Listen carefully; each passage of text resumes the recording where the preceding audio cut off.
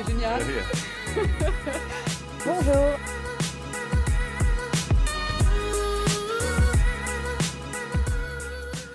Son sourire, sa gaieté et sa joie de vivre en font l'une des comédiennes préférée des Français. Elle a ce don de nous faire du bien et de nous rassurer quand elle s'exprime. Elle est mon invitée aujourd'hui et j'en suis très heureuse. Bonjour Véronique Jeannot. Bonjour. Merci d'être avec nous aujourd'hui. Je suis très heureuse de vous recevoir en ce début décembre à l'approche des fêtes de fin d'année, à cette période où on a tant besoin de chaleur humaine et de bienveillance. Et vous êtes une personnalité qui les transmet naturellement. Vous avez conscience de ce don que vous dégagez? Beaucoup de personnes me le disent, donc forcément, mais en avoir conscience, ça voudrait dire que j'en joue, et non, mais par contre, c'est beaucoup de bonheur.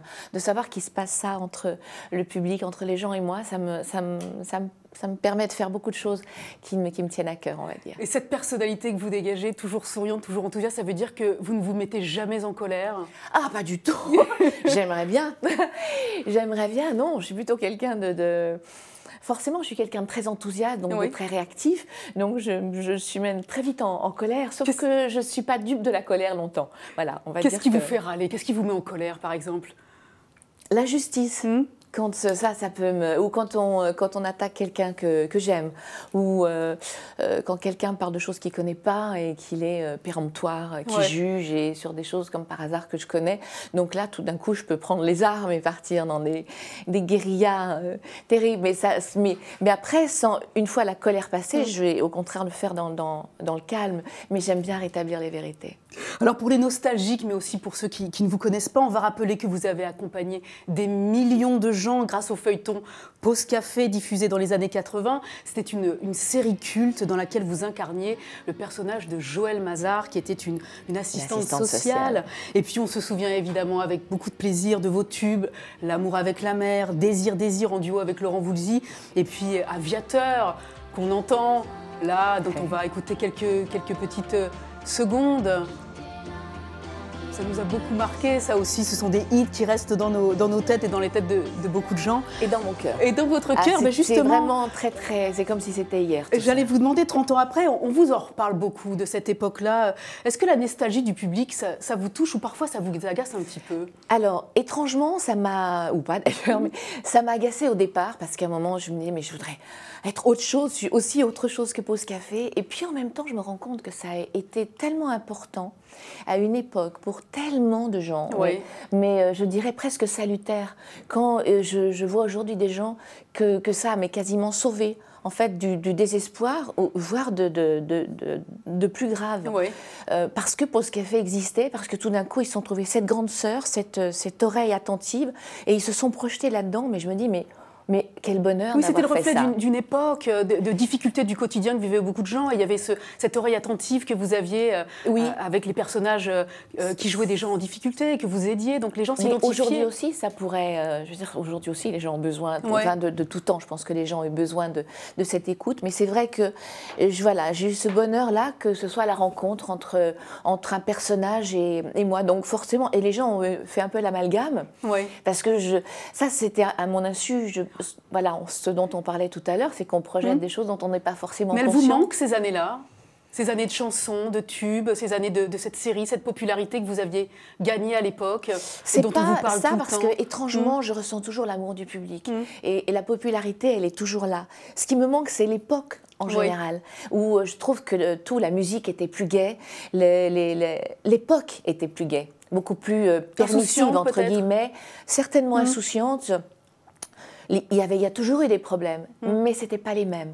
Il y avait quand même plus d'humains. Ce que je regrette profondément, c'est qu'on vit une époque de plus en plus inhumaine. On est à la charnière vraiment de deux mondes, et où malheureusement les rapports entre les gens, vous trouvez qu'ils sont plus durs, plus bruts. Bien sûr. On est moins dans la compassion. Il y a beaucoup moins d'empathie, il y a moins de compassion. Il y en a.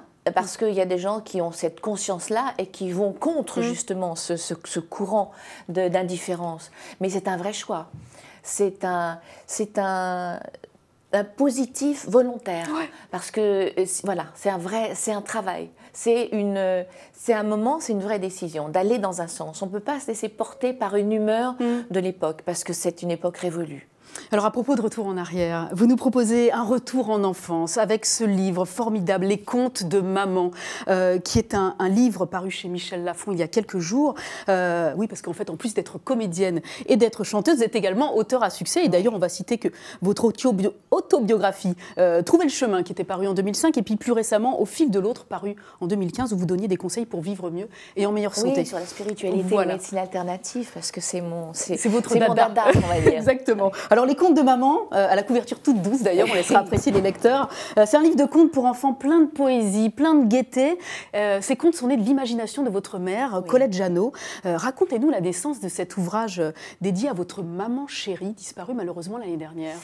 Oui, et c'est pour ça que ça me tenait d'autant plus à cœur de les sortir, et que Michel Lafon a été formidable parce qu'il m'a dit on y va, on les sort. Donc, et en fait, ils ont commencé à naître il y a plusieurs années. Maman a toujours écrit.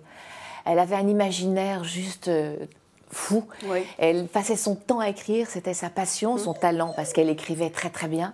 Ce qu'on entend Queenie, c'est ma petite chienne qui est un petit peu jeune, il n'y a pas encore l'expérience. Elle est toute jeune, donc elle n'a pas l'habitude. Et en fait, quand elle me montrait ce qu'elle écrivait, je trouvais ça tellement beau. Et il y en a qui étaient courts, d'autres plus longs. J'ai dit, mais pourquoi est-ce qu'on ne fait pas un recueil de contes pour enfants? Et c'était l'occasion de faire quelque chose ensemble, parce que toute ma vie, en fait, je l'ai partagée avec ma mère, qui a toujours été extrêmement proche de moi, qui m'accompagnait sur énormément de tournages pendant la plus grande partie de ma carrière. Et cet ouvrage, aujourd'hui, c'est en hommage à son imaginaire et à ce qui nous unissait. Alors, ce qui est impressionnant, c'est que dans ce livre dont vous dites que votre maman les a écrits parce qu'elle écrivait beaucoup, on sent que ça ne sont pas que des contes pour enfants, que derrière il y a un autre message. On est loin parfois de la féerie habituelle des histoires pour enfants, à travers des héros incarnés par des voitures ou une éolienne. On est dans le concret de la vie d'aujourd'hui. Elle faisait tout bouger, tout avait une vie pour elle. En fait, clairement, vous faites parfois rentrer l'écologie, par exemple, dans les romans. Quel message vous souhaitez faire passer à travers ce livre ? Quel message! Alors franchement, je sais, ça va m'être difficile de vous répondre comme ça, de but en blanc, parce que je n'ai pas voulu faire passer de message particulier. Mais disons que chaque conte en contient un. Et dans Le vent et l'éolienne, c'est sûr qu'il y a le côté écologique de l'éolienne, quoique l'éolienne n'est peut-être pas forcément la meilleure écologie dont on puisse rêver, parce qu'on se rend compte aussi qu'il y a beaucoup de méfaits de l'éolienne, que ce n'est pas forcément la meilleure, malheureusement, la meilleure source d'énergie naturelle. Mais en revanche, je dirais que ça peut se rapprocher c'est l'amour, en fait, formidable et intense du vent pour cette éolienne qui tout d'un coup chante avec lui et qui l'entraîne dans sa ronde au fur et à mesure de ses envies. Sauf qu'un jour, l'éolienne, elle a du mal à se mettre en route et lui ne veut pas le comprendre. Parce que comme quelquefois un homme de passion, un homme amoureux, et il ne veut pas l'entendre, il ne veut pas écouter qu'elle est fatiguée, qu'elle est en détresse, et il continue jusqu'à la casser. Et une fois qu'il l'a cassée, il a perdu en fait son amour, sa raison de vivre, sa raison de souffler, son éolienne. Et il doit finalement, et c'est là, donc c'est un petit peu référence aussi aux femmes battues, bien entendu, et à l'amour qui ne sait pas s'exprimer, et qui fait tout à l'envers, et qui casse au lieu de construire. C'est tout ça qu'il y a derrière. Donc cette lecture, mais elle est à la fois double. Mais c'est aussi que c'est de l'extérieur que vient la solution. Donc quelquefois, il faut savoir aussi s'allier à d'autres forces qui peuvent vous paraître des forces ennemies ou contre qui vous allez, et pour finalement arriver à son but. Mais c'est une façon aussi pour les enfants de leur inculquer aussi certaines valeurs par rapport à l'écologie. Oui, voilà, exactement. Eux vont voir l'éolienne qui produit du vent, qui produit donc qui en s'associant au vent produit de l'électricité et rend un village heureux, et à veiller sur tout ça. C'est sûr, c'est parce qu'on n'apprendra jamais assez aux enfants le respect. Et aujourd'hui, c'est fondamental. Et on leur donnera jamais assez d'imaginaire parce qu'on en a tellement besoin. Ce que j'ai vraiment eu envie à travers ce livre, évidemment, il y a plein de petits poèmes que j'ai transformés en contes. Je les ai adaptés pour me rapprocher plus de l'enfance, puisqu'au départ, c'était pas des contes pour enfants et qu'ils le sont devenus. Et c'est pour ça qu'ils ont cette double lecture. Mais j'ai voulu que tout soit doux, que tout soit joli. Et les musiques sont douces. Oui, parce que c'est un livre qui est aussi en musique. Le livre est accompagné d'un CD dans lequel vous comptez exactement les textes. Les mamans me feront plaisir, en fait, à regarder des illustrations qui sont juste tout bonnement magnifiques et en même temps se libérer un moment pendant qu'elles sont à la cuisine en train de faire quelque chose pour endormir ou pour calmer. Et c'est votre voix qui berce les enfants à travers ces histoires. Et les musiques. Et les musiques, évidemment, de Francis Médoc, qu'on citera de nouveau.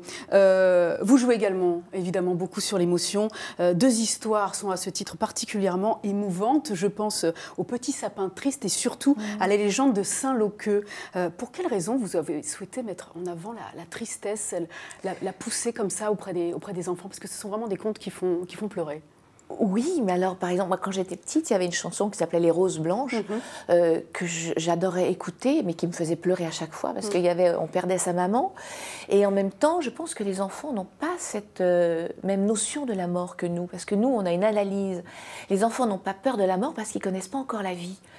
Et ça, je crois qu'il ne faut pas perdre ça de vue. On ne peut pas juger en fonction de notre analyse, de notre recul. Eux n'ont pas.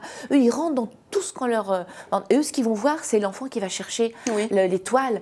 Ils vont voir tout d'un coup le petit garçon qui va être amoureux de cette petite fille et qui va tout faire pour lui donner son bonheur. Et puis, ils vont aussi voir combien c'est important d'être gentil aussi envers ceux qui ne sont pas gâtés par la vie, par la nature. Mais c'était essentiel pour vous de les confronter à la tristesse, à ce sentiment qui est douloureux pour nous, mais à la compassion. À la compassion pour de vous. Savoir ouvrir les yeux et d'être avec les enfants tristes ou ceux qui ont moins de chance qu'eux quand ils ont des choses, de pouvoir les entendre, les écouter, leur donner la moitié de leur croissant, ou d'être là, de pas rajouter de la différence en rajoutant du chagrin à un enfant qui a ou perdu ses parents ou qui n'a pas l'amour de ses parents ou qui a une vie difficile pour plein de raisons. On est dans une époque très difficile.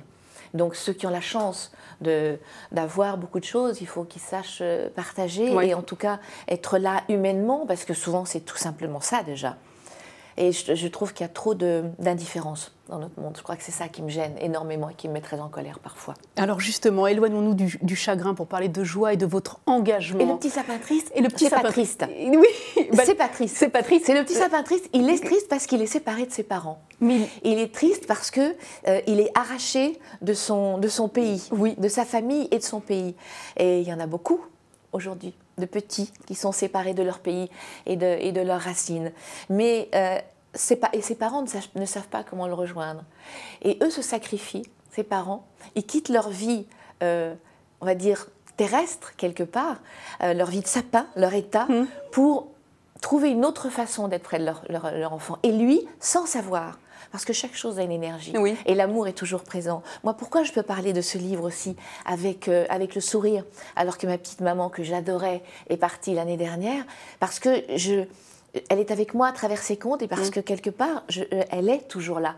Mais je ne peux plus faire le câlin, je ne peux plus lui parler au téléphone, mais pourtant, je continue d'échanger avec elle. Et là, le petit sapin, il ne comprend pas pourquoi tout d'un coup, les planches qu'on met autour de lui font qu'il se sent bien. Mais ce sont des clés en fait, autour de nous. Ce sont vraiment de formidables clés en fait pour aider tout un chacun justement à surmonter le chagrin. Justement, je vous disais, quittons ce chagrin pour parler de joie et de votre engagement en faveur des enfants tibétains. Vous avez créé l'association Graines d'Avenir il y a plus de 10 ans maintenant pour soutenir ces enfants tibétains en exil. Est-ce que vous pouvez nous parler de cet engagement qui vous tient à cœur et qui a changé votre vie ? Ah, ça, pour l'avoir changé, elle l'a changé. Mais quand je me suis engagée, je ne pensais pas une seule seconde que ça allait m'amener vers où ça m'a amené aujourd'hui. J'ai fait ça, en fait, parce que quand j'ai découvert à un moment difficile de ma vie les enseignements bouddhistes, et en l'occurrence du bouddhisme tibétain, ça m'a tellement apporté que je me suis dit, mais comment je peux rendre ça? Et puis, en faisant cette démarche de vouloir apporter ça aux gens et de rendre ça à un peuple, j'ai découvert aussi tout le désespoir d'un peuple et tout ce qui se passait pour les enfants, toute cette injustice qu'il y a derrière, nous, le plaisir d'hériter de ces enseignements qui sont un véritable trésor pour changer la vie de tout être humain. Et donc j'ai créé cette association pour essayer d'aider les enfants à vivre mieux, à avoir une éducation, puisque dans leur pays, ils ne peuvent pas apprendre leur langue maternelle, ils ne peuvent pas être éduqués comme le sont tant d'autres. Oui. Donc c'est dans cet état d'esprit que j'ai créé cette association. Et quand j'ai créé l'association, j'ai parrainé 3 enfants. Oui. J'ai pris un petit moine, un petit garçon avec sa famille, et une petite fille qui faisait ses études à Dharamsala, que je suis allée rencontrer 1 an et demi après, et que je suis allée voir tous les ans après pour créer ce lien, pour lui donner de l'amour, lui donner des vacances, échanger avec elle, jusqu'au jour où c'est elle qui est venue en France et qui m'a demandé de rester avec moi. Alors cette petite fille, vous l'avez adoptée, c'est devenu votre fille, Migmar. Qu'est-ce qu'elle représente pour vous aujourd'hui ? Qu'est-ce qu'elle représente? Elle est ma fille déjà, donc elle est mon petit oiseau, mon petit amour que j'essaye d'aider à grandir du mieux possible en essayant de réveiller le meilleur en elle, d'éveiller le meilleur en elle, y compris ce qu'elle a tendance à oublier, qui fait partie de sa culture pourtant. C'est pas facile, parce que moi je dois dire que je suis tombée dans la marmite de maman un peu tard, donc c'est pas tous les jours évident. Et en même temps, c'est merveilleux, cet échange, parce que j'ai aussi une expérience de vie qui me permet de lui apporter l'essentiel. Donc, qu'est-ce qu'elle représente? C'est difficile, comme tout ce qu'un enfant peut représenter pour une maman. Mais avec peut-être que j'ai une responsabilité qui a une petite teinte différente, peut-être un peu plus d'angoisse parce que je veux bien faire et que j'ai parfois peur de mal faire, peut-être trop faible par moment. Et puis je me dis, non mais il ne faut pas que je sois aussi laxive, parce que les enfants ont besoin d'autorité, que ce n'est pas les aimer que de les laisser faire tout ce qu'ils veulent. Ça vraiment, j'en ai conscience. Et c'est aussi ce qu'il y a dans les contes, la petite pâquerette qui paie très très cher d'avoir désobéi à ses parents et qui ne les en aime pas moins une fois qu'au contraire, quand elle en est séparée. Mais c'est trop tard. Vous parliez tout à l'heure de la dureté du monde dans lequel on vit. Est-ce que vous êtes inquiète pour l'avenir de votre fille ? Bien sûr, bien sûr. Comme je pense tous les parents à l'heure actuelle, bien sûr. Maintenant, est-ce que tous les parents ne sont pas inquiets pour l'avenir de leur enfant? Je pense que oui, de tout temps.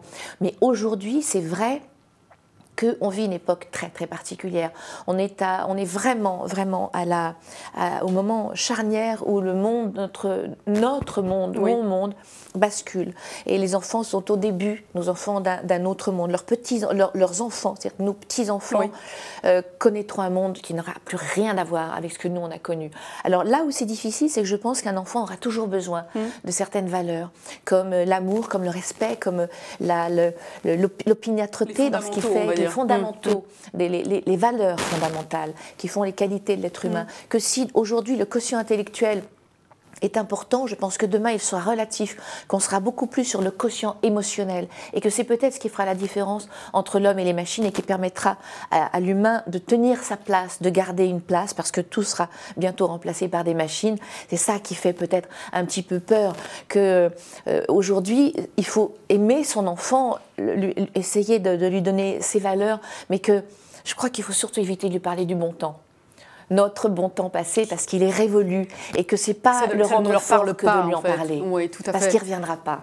Et on est basé aujourd'hui sur les 30 glorieuses qui n'existent plus et qui font malgré tout aussi aujourd'hui, ce qui a été la solution à un moment, est aujourd'hui le problème, où on est dans une hyper-consommation et il faut apprendre au contraire à consommer moins, à vivre différemment. Donc on est vraiment dans une inversion des choses et vers une progression où tout va tellement vite qu'on n'a plus le temps enfin, on est obligé d'agir, de penser différemment. C'est d'une certaine façon passionnant et d'une certaine façon inquiétant. Alors prenons le temps maintenant, Véronique Jeannot, si vous voulez bien, de répondre aux internautes qui nous regardent à ce moment-là en direct.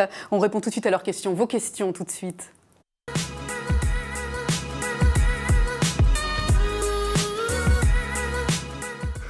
Christelle, évidemment, pose une question en rapport avec Pause Café. Pourquoi ne pas refaire Pause Café Et Isabelle ajoute, pourquoi même pas un Pause Café plus moderne? Pourquoi pas? Pourquoi pas refaire un pause café? Alors plus moderne, c'est une question intéressante dans le sens où je pense qu'il y a des sujets qu'on a abordés à l'époque, qu'on aurait des problèmes à aborder aujourd'hui, où il y a beaucoup plus d'interdits, beaucoup plus de lois, beaucoup plus d'états d'esprit qui ont changé, et d'une certaine façon beaucoup moins de liberté qu'on avait à l'époque. Je trouve qu'il y a moins de créativité et de liberté qu'on avait. Mais si on vous proposait un pause café aujourd'hui, vous l'accepteriez? Oui, absolument, absolument, absolument. Y a-t-il une série dans laquelle vous aimeriez jouer, qui existe aujourd'hui? Ou alors un personnage que vous aimeriez incarner, une idée de série ou de Oui, moi j'aimerais... téléfilm. Si on met C'est Marie qui nous pose la question. Le monde de l'écologie, de la nature, de la médecine, je serais forcément partante. J'aimerais un personnage. Et quand je dis dans la médecine, parce que c'est vrai que c'est quelque chose qui me passionne, la médecine. Mais la médecine... de terrain. La médecine de terrain, par humanitaire. exemple. Oui. Alors, je vous précise qu'il y a plein de compliments vous concernant. Superbe, rayonnante, vous êtes très belle, toujours aussi souriante, évidemment. Je pense que ce sont des compliments que vous entendez depuis de nombreuses années, mais qui font toujours autant. Et voilà. Ça fait toujours très, très plaisir. Alors, Georges, je m'intéresse à votre chien. Sur le chat du Figaro.fr, il demande que représente votre chien dans votre vie. C'est énorme, mon chien, parce que j'adore le monde animal. Je ne pourrais pas vivre séparée du monde animal, ce serait très difficile. Et je trouve que les animaux sont souvent nos maîtres. Je déplore qu'on vive dans un monde où les animaux sont de plus en plus exclus, où il est de plus en plus difficile de vivre avec et de partager sa vie avec son animal, alors que bien des animaux valent les hommes, vraiment, en générosité, en présence, en écoute, dans cet amour inconditionnel dont est capable l'animal et dont n'est pas capable l'homme. Donc mon chien, c'est mon maître. Souvent, c'est une école de patience, ça fait appel à l'adaptabilité aussi, à une écoute, il faut savoir l'entendre, on dit il leur manque que la parole, non, il nous manque à nous l'écoute pour les comprendre, parce que quand ils veulent s'exprimer, si on est bien à l'écoute, on les comprend bien quand même. C'est des compagnons extraordinaires. Évidemment. Mais quand il y a eu plein d'expériences qui ont été faites, quand les chiens sont dans des bureaux, tout d'un coup le stress diminue, ils ont fait des analyses depuis longtemps. Ça. Il y a une étude qui est parue récemment aussi sur la longévité des personnes âgées, celles qui possèdent un chien ou celles qui n'en possèdent pas, celles qui en possèdent un apparemment vivent plus longtemps. Mais la solitude, c'est un tel fléau. Bien entendu. Un chien empêche d'être seul. Un chien, un chat, un animal, un échange. Parce que quand on sait le nombre de personnes âgées qui vivent seules, ou pas âgées d'ailleurs, la solitude, c'est une formidable présence, évidemment. C'est extraordinaire. Revenons à la télé, puisque Maxime nous demande, vous qui avez joué dans une série à succès, quel genre de série regardez-vous aujourd'hui ? Alors, ça c'est une question intéressante, c'est que je regarde de moins en moins la télévision. Vous allez sur Netflix, plus particulièrement les séries américaines peut-être ? Sur Netflix, oui, beaucoup. Alors c'est vrai que j'ai regardé The Crown, que j'ai regardé Downton Abbey, et que je trouve ces séries extraordinaires, franchement tellement bien faites. Donc c'est vrai qu'aujourd'hui sur les chaînes classiques, il n'y a rien qui me... Dans la production française Non. Alors, c'est vrai que je regarde Danse avec les stars, c'est pas une série télé, mais... auquel vous avez participé, c'est un programme de TF1, du coup, vous avez participé en 2011, je crois. En fait, ouais. Et vous aviez quand même accédé à... Ah oui, parce qu'à l'époque, il y avait 7 couples à l'époque, donc j'étais... Mais heureusement... Vous avez fait 3 primes, je crois, de mémoire. Hein. Oui, j'ai été éliminée au 4e. Mais j'ai pas pu... De toute façon, j'aurais pas pu aller plus loin. Objectivement, c'est tellement épuisant qu'on ne peut faire que ça. C'est un tunnel. Donc on se dit au départ, je vais faire ça, mais je vais continuer à faire ça. Et boum, l'autre devient peau de chagrin parce que c'est un tunnel et on ne peut survivre à Danse avec les stars que comme ça. C'est terrible pour ça. Et Elodie Gossuin, elle y est encore et je la trouve courageuse. Elle se bat et elle a son émission et mais c'est formidable. Et ce qui est génial, c'est que le public la soutient parce que c'était loin d'être gagnante et c'est super qu'elle soit allée jusque-là. Elle n'était pas du tout danseuse, elle a beaucoup de difficultés justement à essayer parce qu'elle est grande, mais ça va être... Mais pour elle, c'est formidable. C'est de toute façon une expérience extraordinaire. Ça transforme quelque chose en vous et ça vous fait tellement repousser vos limites, vous faites des choses que jamais vous auriez imaginé. Et vous découvrez des muscles que jamais vous n'auriez imaginé non plus, tellement ça fait mal quand on rentre le soir. Véronique Jeannot, il y a des internautes qui qui nous questionne aussi au sujet de votre présence à la télévision. Vous êtes de moins en moins présente à la télévision ces dernières années. C'est un média qui semble moins vous intéresser, c'est vrai, mais est-ce qu'au niveau des propositions, c'est aussi parce qu'on vous en fait moins? Oui, on m'en propose moins. Ce qu'on me propose ne me passionne pas forcément. Comme je suis je dirais, sur d'autres activités et aussi sur l'écriture, et et puis sur des envies que j'ai d'aller à la découverte justement des gens ou des nouvelles thérapies, peut-être de l'avenir, tout ça. Ça ne me manque pas. C'est pas une frustration du tout.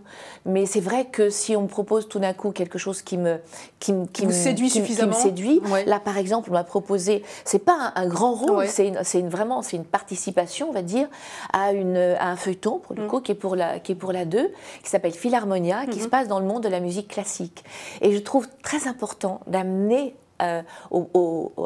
justement de populariser la musique classique et d'arrêter d'être dans ce côté élitiste, de comprendre quand même aussi qu'on fait écouter à nos enfants du bruit plus que de la musique trop souvent, et que la musique classique c'est formidable. Pour avoir, je ne sais pas si vous connaissez les travaux de Masaru Emoto, qui photographie les cristaux d'eau, il les montre après une musique, la même mot, ce ne sera pas musique cristallisé de la même façon. De Mozart et une musique après le hard metal, le rock et tout, vous voyez juste la différence des cristaux. Vous avez tout compris, vous n'avez plus du tout envie que vos enfants écoutent ce genre de musique. Véronique Jeannot, on a juste quelques secondes à peine. Juste une dernière question par rapport au cinéma. Vous avez tourné au cinéma avec Alain Delon, Gérard Lanvin, Thierry Lhermitte, Michel Boujna, Nils Arestrup, et aujourd'hui on ne vous y voit plus du tout. Pour quelle raison? Parce qu'on ne me propose rien au cinéma. Ça, c'est aussi simple que ça. Oui, ça par contre, oui. Parce qu'au cinéma, on peut quand même aborder encore beaucoup de choses. Il y a plus de liberté qu'en télévision. Vous souhaitiez incarner un rôle à contre-emploi au cinéma ou à la télévision? Mais autant, je n'irais pas forcément sur un rôle à contre-emploi à la télévision, parce que je pense que les gens ont envie et besoin. Il faut arrêter de se faire quelquefois plaisir en disant oui, j'ai pas approuvé que je sais jouer la comédie, j'ai pas approuvé ça, je veux dire, pas après plus de 40 ans de carrière. Ça ne m'intéresse pas d'aller faire un rôle de salope ou un rôle de machin. Et pourquoi pas? Non, mais j'ai pas envie. D'accord. J'ai pas envie parce que justement, pour ces raisons, parce que vous me disiez que je transmets parce que ce qui m'intéresse, parce que ce que je suis ou pas, je transmets peut-être justement du sourire, de l'espoir, de l'envie, du positif, et je trouve qu'on en a besoin. Donc si j'ai cette chance de pouvoir transmettre ça, je vais m'en priver, je vais en priver ceux à qui je peux le transmettre? Non, sûrement pas. Il y a assez de choses, pas forcément jolies sur Terre, et si les autres ont envie de le faire, tant mieux. Mais moi, c'est vraiment pas une frustration du tout. Mais par contre, aller sur des choses que je n'ai pas encore fait, mais qui abordent des vrais sujets, de choses fortes ou différentes, pourquoi pas? Mais il faut qu'il y ait quelque chose de fort derrière. Il faut qu'il y ait une vraie... faut que j'ai du matos derrière. Merci beaucoup Véronique Jeannot, continuez à nous faire du bien.